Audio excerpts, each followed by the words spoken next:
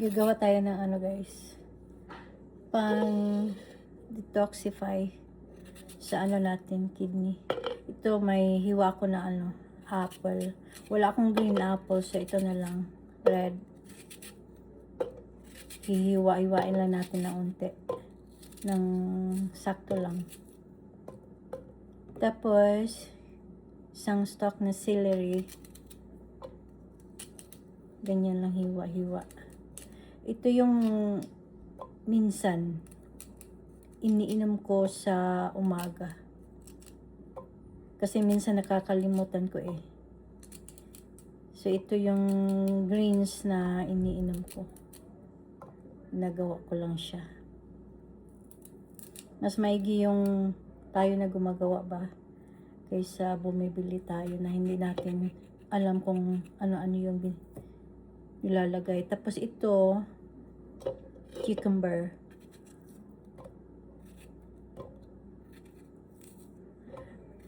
Maganda din siya lagyan ng ano, ng ano ba yun, yung orange, ano ba, kalimutan ko,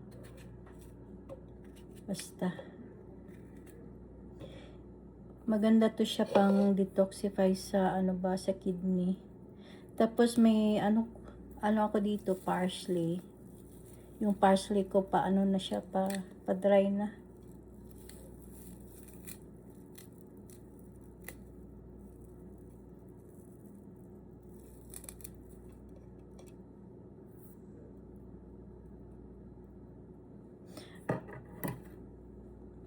Tapos maligamgam na tubig lagay natin dyan, mga ganyan lang.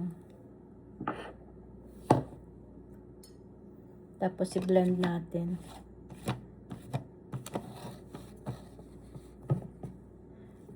Maganda din to sa mga ano ba, sa mga may ano sa kidney or yung mga may diabetes. Kasi ako may ano na yata ako, may diabetes na yata ako. Kaso lang nakokontrol ko. Lalo na sa mga pagkain, medyo maingat tayo. Ano ba yun, oy? Eh bakit siya nag...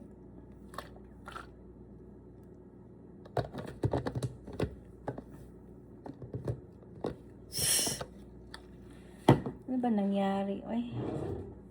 Madulas yung kamay ko.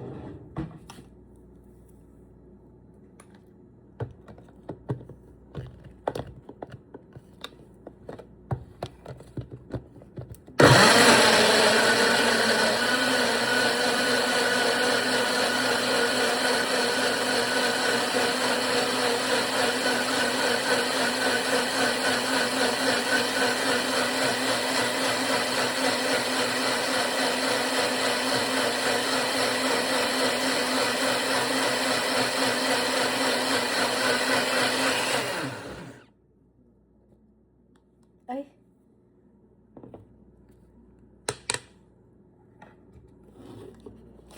Hindi siya masyadong nasara. Aside nito, nag-iinom din ako ng ano, ng yung tubig na may lemon ba. Yun talaga yung nakakatulong sa akin. Yung feel ko na medyo nangangati na yung katawan ko. Yung parang may gumagapang na kate. Yun. Yun yung lemon na nilalagay ko sa tubig. Araw-araw yun.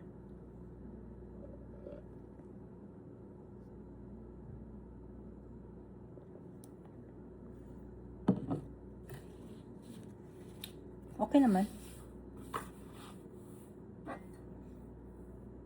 Kung wala kayo ng ano, celery or dyan sa Pinas, pipino tsaka ano lang, malunggay or anything na green, or no, pipino, malunggay or yung sa carrots ba, pwede din carrots lalagay nyo.